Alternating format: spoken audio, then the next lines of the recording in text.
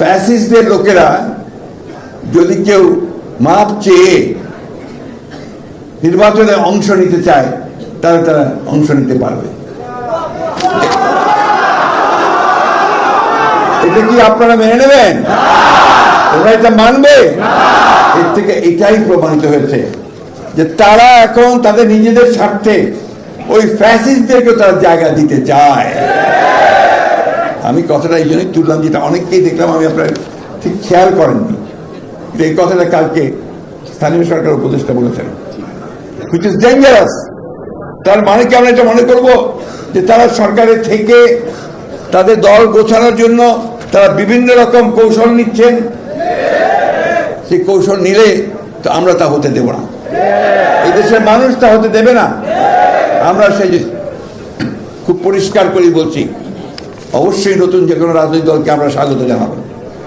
ছাত্র সংগঠন ইতিমধ্যে করেছেন, আমরা স্বাগত জানাচ্ছি। যখনই দল তৈরি করবেন স্বাগত জানাবো। তার অর্থ এই নয় যে আপনারা সরকারে বসে সরকারের সমস্ত সুযোগ সুবিধা নিয়ে আপনারা আপনাদের দল গঠন করবেন, সেটা কখনোই মেনে নেওয়া হবে না। আমি আবারও বলতে চাই অন্তর্বর্তীকালীন সরকারকে এবং সরকার প্রধানকে যে আপনি অবিলম্বে এই বিষয়গুলো ব্যবস্থা নিন, তাহলে জনগণের যে আস্থা আপনাদের উপরে আছে সে আস্থাও আপনাদের উপরে আর থাকবে না। আমি যখন প্রথম বলেছিলাম যে যদি এই অন্তর্বর্তী সরকারের কেউ নিরপেক্ষতা হারায় তাহলে আরেকটি নিরপেক্ষ সরকারের প্রয়োজন হবে, বলেছিলাম না? কেন বলেছিলাম তা এখন প্রমাণ হচ্ছে। তখন তিনি বলেছিলেন যে আমি নাকি 1-11 দিকে নজর দিচ্ছি। আমরা 1-11 ভুক্তভোগী। 1-11 যারা তৈরি করেছে তারা টিকতে পারেনি মানুষের কাছে। আবারও শেয়ার করে বলে দিতে চাই, যদি আবার কেউ সেই 1-11 কথা চিন্তা করেন, গণতন্ত্রকে বিসর্জন দিয়ে আবার সেই একদলীয় শাসন বা ফ্যাসিস্ট আন্দোলন, ফ্যাসিস্ট সরকারের দিকে যেতে চান, তাহলে কখনোই জনগণ মেনে নেবে না।